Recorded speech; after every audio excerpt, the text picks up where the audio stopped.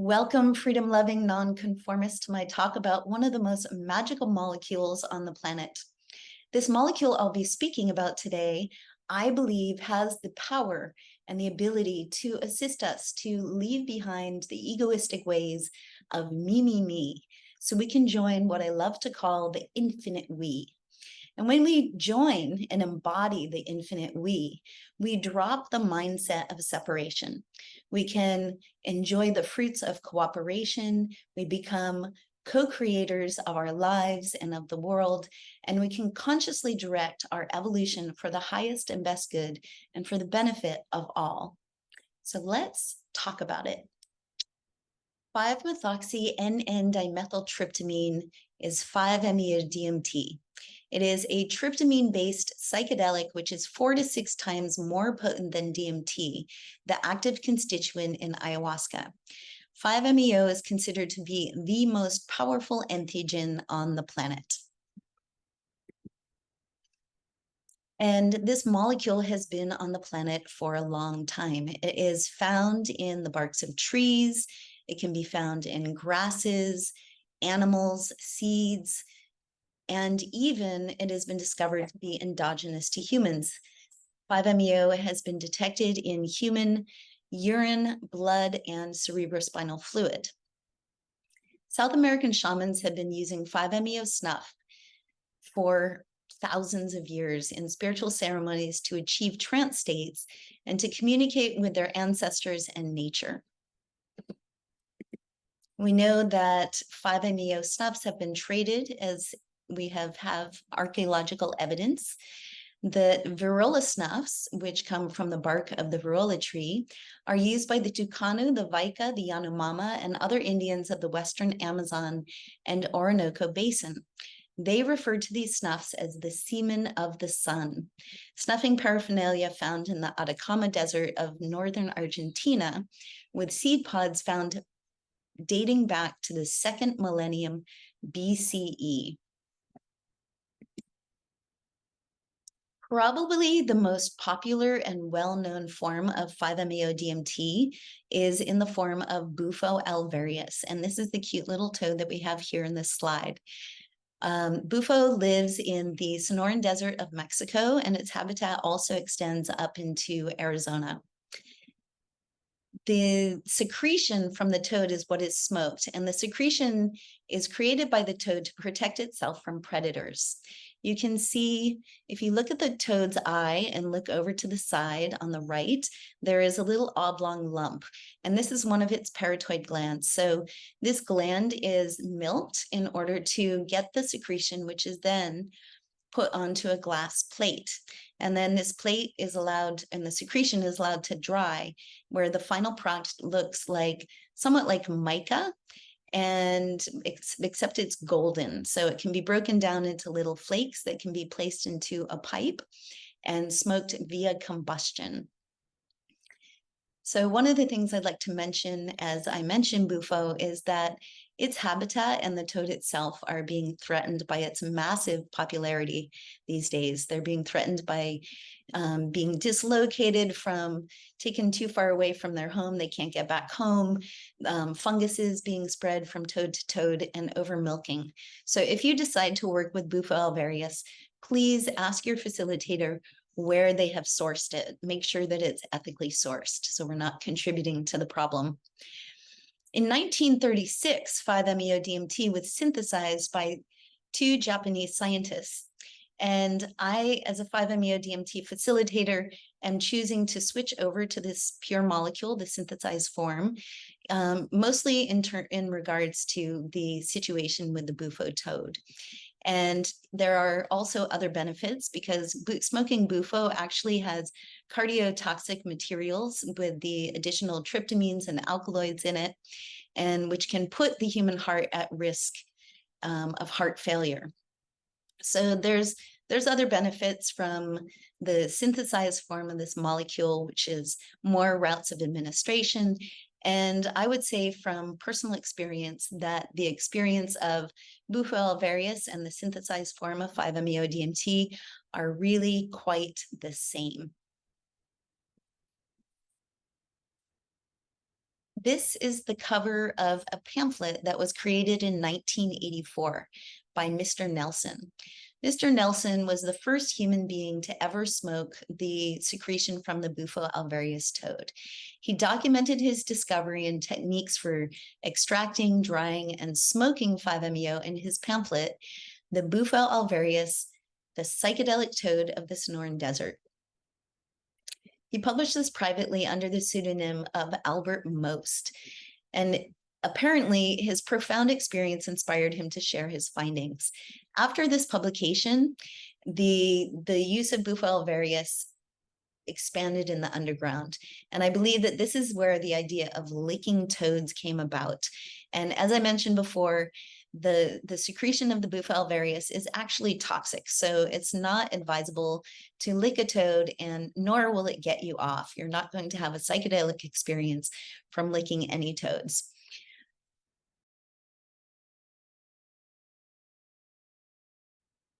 In 1990, synthetic 5-MeO DMT was available via mail order in the United States. As the popularity grew, governments became aware of its use, and 5-MeO gradually became prohibited across many of the countries in the world throughout the 2000s. In 2011, 5-MeO DMT was listed as a Schedule I controlled substance. Use of 5-MeO DMT was forced underground and into countries where it is not illegal. And some of those countries today which are not illegal, where the use of 5-MeO is not illegal, would be Canada, Mexico, and Portugal. So there is a war on consciousness. While substances like coffee, alcohol, sugar, and pharmaceuticals are legally permitted and pushed as approved altered states of consciousness, it is because they benefit the dominant agenda of profit and greed. Possession of consciousness-raising medicines which promote mental health and healing by helping people get to the root of disease are illegal.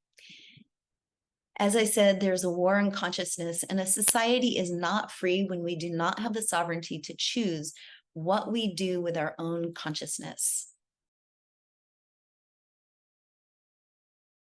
And so there have been studies which are quite interesting with an EEG and an MRI on an individual under the influence of 5-MeO DMT. And then the results from this MRI and the EEG were compared with those of monks in deep meditation. And the results from these studies showed the exact same results. And those results included a state of hypercoherence and high gamma wave activity. So hypercoherence means that all brain centers are synchronized. They are working together in harmony, meaning the brain and the nervous system are functioning optimally. So if we have low gamma wave activity, this contributes to impaired mental processing, learning difficulties, poor memory, Alzheimer's, epilepsy, schizophrenia, ADHD, just to name a few. But what we get with the experience of 5-MeO DMT or deep meditative states is high gamma wave activity. It's what we know as being in the zone. This is where we have peak concentration, high levels of cognitive functioning, increased intelligence, memory recall, increased sensory perception, increased focus, increased brain processing speed. We are happier, we are calmer, we feel more peaceful, and we can have better sleep.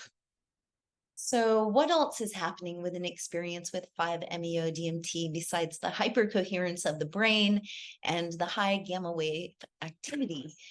Something else that's happening is that the default mode network of the brain is taken offline. The default mode network, or the DMN, is what we know is responsible for the ego. So high levels of activity in the DMN correlate with various mental health conditions such as depression, anxiety, OCD, dwelling in the past, worrying about the future, and self-criticism, ruminating on things. So low levels of activity is what help us to have this experience of a state of ego loss. where the boundaries between self and the world dissolve. We see ourselves as we are, interconnected with all of nature and all beings. We are connected through the quantum field. We are the quantum field. This experiential knowing of our connection with all that is, the yogis called samadhi, the Buddhists called it nirvana, and it's the non-dual experience. It is beyond subject and objects. It's getting down completely to the micro, where everything is the same. It is the quantum field. And the Queros, who are indigenous people from South America and the area around Cusco and Peru, they speak about the quantum field as what they call Kausai. They call Kausai is living energy. They acknowledge that everything is living energy. It's all made of the same stuff. It's all made of consciousness. It is what we are. And so the Queros talked about that it's possible to do what we call pushing the Kausai. So we can create in the quantum field. We can use our thoughts and intention, our love and our will and our bodies to make things happen, to push and direct our intention. What they talked about is our munai, the power of our will, and our love, the power of our yankai, the power of our body, the power of our yachai, the power of our mind. These three things, when combined together, can push the Kausai or the quantum field into the direction that we choose. So I do believe that having this felt experience, this knowingness of our connection with all that is something that makes it easier for us to understand and to be able to develop and nurture our relationship with the quantum world. You know, the experience of 5-MeO DMT is really like coming home. And in this world where there is so much disconnection and isolation, it is really beautiful to experience this deep sense of belonging. So there have been studies on the impact that states of awe can have on us, and this experience with 5-MeO or deep states of meditation really bring in this sensation of awe. And the science says that this sense of timelessness that we can experience when we're also just looking at something beautiful in nature, watching the waves, watching something really beautiful that expands our heart and fills us with this sense of awe, can reduce stress, anxiety, and depression. So the 5-MeO journey is really only a 15 to 45 minutes experience, but it is an experience of timelessness and awe, complete awe. And the witness is still present. So we're able to come back and remember this experience. Once we have this taste, it's in us. And these feelings of interconnectedness and this ego dissolution can serve us if we bring it back and remember. We can really create a reset. And many participants actually speak about relief from depression and anxiety and stress. And so now this is why there's been some serious scientific attention being placed on the great healing potential of 5-MeO DMT. Despite 5-MeO being relatively under-investigated, it's obvious that Big Pharma is not putting lots of money into research. Despite this, an increasing body of research is uncovering a neurobiological and psychological effects. Alan K. Davis and his team surveyed people who had utilized 5-MeO in group settings, with preparation, guidance, and integration support. Of the participants who had been diagnosed with depression, 80% reported an improvement in their symptoms, and 79% of those diagnosed with anxiety observed similar changes. So also the range of neuroprotective effects and peripheral somatic and mental outcomes that can relieve stress and anxiety is also included a reduction in inflammation. And so why is this happening? So one thing that I proposed here is the sense of awe, of remembering this felt experience of awe and interconnection with the quantum field. But in this process of meeting the God molecule, as the veil of separation from the ego is dissolved, giving us this direct experience of merging with source, God, source divinity, source consciousness, whatever you feel most comfortable calling it. As we encounter this, as we meet this God molecule in this process of liberation, there is a trigger, a release of blockages, constructs, limiting beliefs, social conditioning, repressed memories, repressed emotions, and stored traumas through catharsis. So this is something that happens quite spontaneously with most participants in the 5-MeO experience.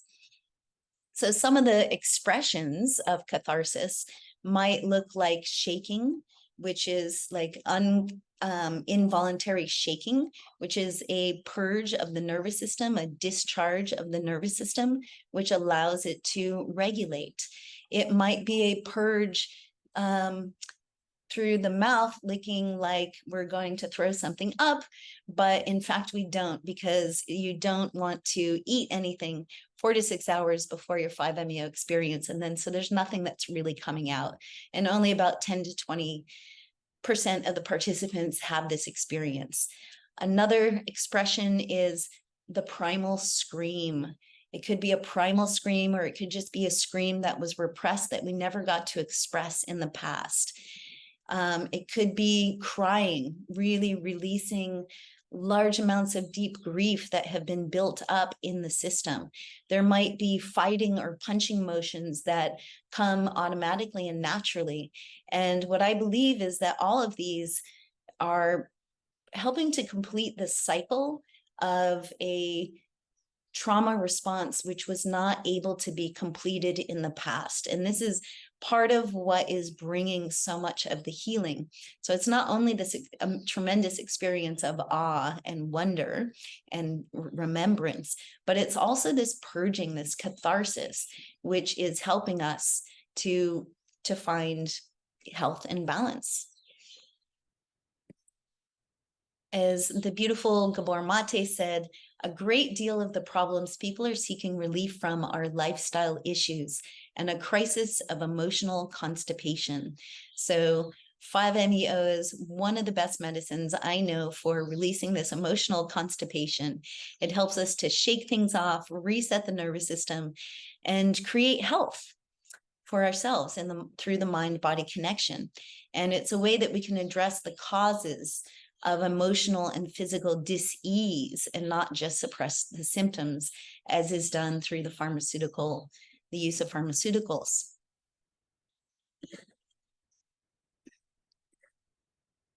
So something else that is happening in the 5-MeO experience is research has found that 5-MeO DMT to affect neurogenesis, which can be defined as the formation of new neurons in various regions of the brain. And so when we have new neurons happening, we have neuroplasticity. Neuroplasticity is the brain's ability to change, grow, and evolve as a response to new information and life situations. During plasticity, the brain can form new pathways and connections between neurons to support the creation of new behaviors and patterns. So this is a really amazing thing. And what we have after the 5-MeO experience, what one has is what is called the golden period. We enter the golden period, the golden time, where the brain is producing all these new neurons. We have all this neuroplasticity available to us. So in this time, if we self-direct the changes, we can create new neural pathways for habits and ways of being that we choose.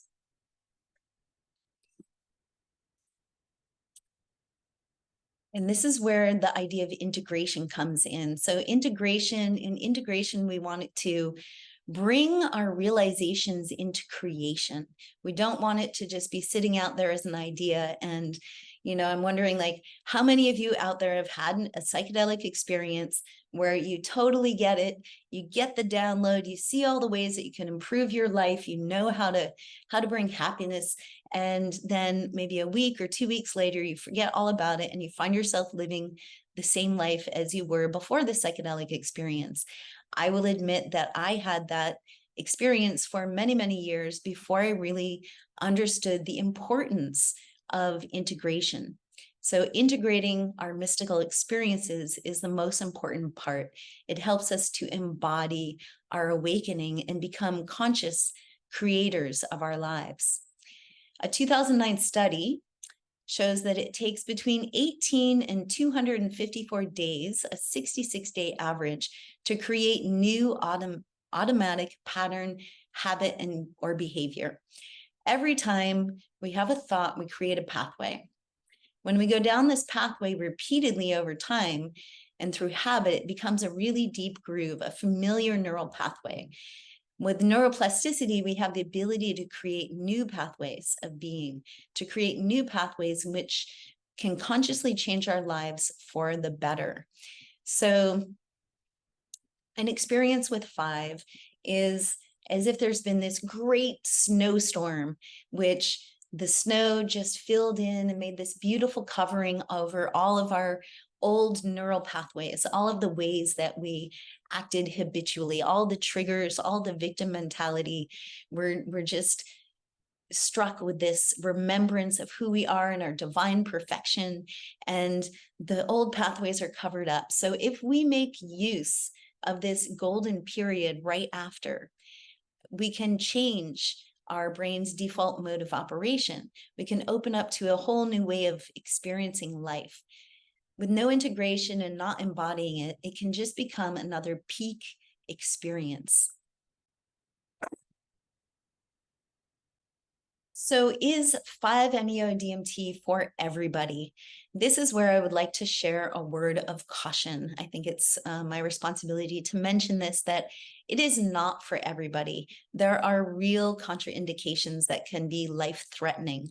So if you choose to work with 5-MeO-DMT, I would hope that your facilitator will give you an in-depth medical screening form to find out more about your physical health, to learn about your mental history, and to make sure that you're a good candidate to not put you at risk for injury or death. So this is really important. There are certain conditions, pharmaceuticals, and even herbs which are going to prevent some people from being able to work with 5-MeO-DMT. And I also want to caution that there are lots of other medicines that many people are serving, facilitators are serving and mixing with 5-MeO-DMT, mostly usually in the form of bufo. They're mixing it with rape, with kambo, with ayahuasca, and all of these are contraindicated. They can cause serotonin syndrome, serotonin toxicity, and lead to death. So you don't want to be mixing these medicines. It is much more beautiful anyway to work with this medicine and allow it to really just fill you up and really be able to notice the changes that are happening within you without adding other things into the mix, to really get to know it. So with that, it is not a recreational drug. It is not a drug. I see it as a sacred technology that we need to be in right relationship with. So that is my warning. Could 5-MeO-DMT change the world as we know it? I say yes. Yes, because 5-MeO is a neurochemical key, which can certainly change us, and we can change the world. You know, I remember my friend Dennis many years ago saying, save the world, save yourself. And that really is the truth. We can make a beautiful impact on the world when we save ourselves.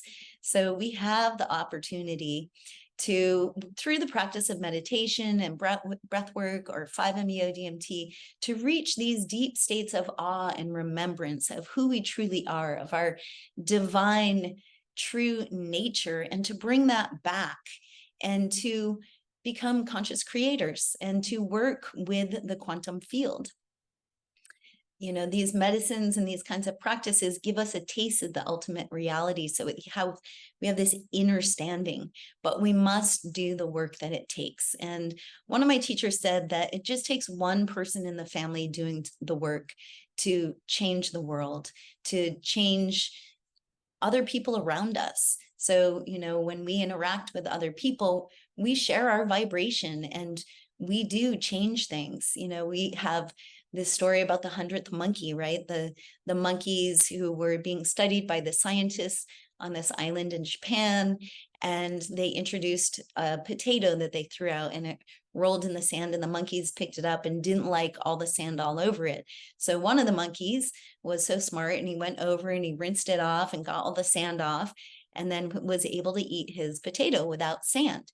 And other monkeys started to notice and started to copy him. And eventually all of the monkeys on that island were doing the same thing. And then the really miraculous bit comes where the scientists realized that on a different island, on an island where none of these monkeys ever met each other from the previous island, they were now doing the same thing. So what happened?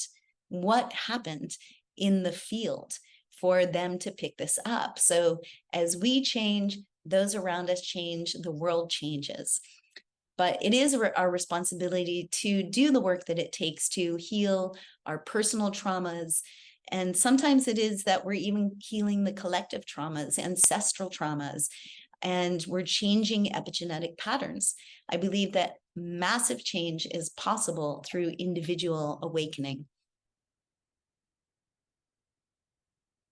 I love how Rock Razam puts it here. He says, more than anything else, psychedelics, and I'll say entheogens, can help us all remember our deep roots and that we are embedded in an alive and intelligent ecosystem in our home planet and in the universe itself.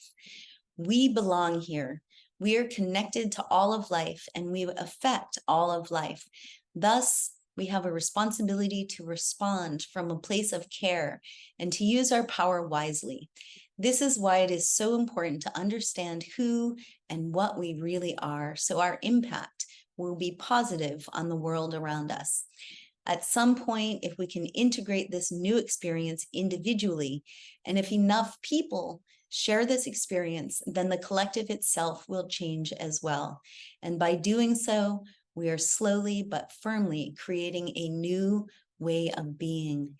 And I would say that we are doing this, we are creating this new way of being through the quantum, as we change, as we heal, the world is healing. When we have this somatic experience, which brings a felt knowing of the infinite we, of our divinity, of our belonging and our connection with each other, which science already knows that there is no separation in the quantum world.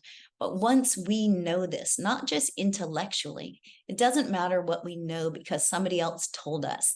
When we know this down to our bones, we act differently in the world. It's easier for us to love and to feel free and to just be, to be human beings rather than human doings. And we also, it's easier to step out of victim mentality. So victim mentality has us reacting. We get triggers. So as we do this healing and we clear our traumas, the epigenetic patterns, the ancestral traumas, all of these traumas that are within us, as we clear these, there's less and less triggers. So whether we have this experience from breath work or a deep experience of meditation or a 5-MeO experience, the more that we can step outside of victimhood and become responders rather than reactors, we are going to create a better world. When we are the infinite we, when we remember that we are all a part of this together, that we're in it together, instead of the infinite me of the egoistic society, the infinite we brings harmony, compassion, cooperation, understanding, love, and a sense of belonging. We remember the hippy dippy saying, which is really true, is we are one. I am you, you are me. In la kesh, as the Mayans say, I am another you. You, beloved, freedom-loving nonconformists, are a quantum creation. We are a quantum creation, and we are continually creating and recreating ourselves through our thoughts, our words, and our actions. And until we awake to our true nature and remember who we are, our actions will be dictated by our past experiences, by our conditioning, by our beliefs, and by our traumas. 5-MeO DMT is an alchemical key which can awaken us to the magnificence of who we are. The mystical experience grants us a glimpse behind the veil of ego and opens our eyes to our true nature. When we integrate and embody this remembrance, we harness the power to evolve consciously. With this power and the right use of will, we can co-create a world filled with love, beauty, peace, compassion, and freedom. We have a powerful tool available to us in the form of 5-MeO DMT. It's not the only tool available, but it is a highly effective for rapid transformation in a time when we most need it.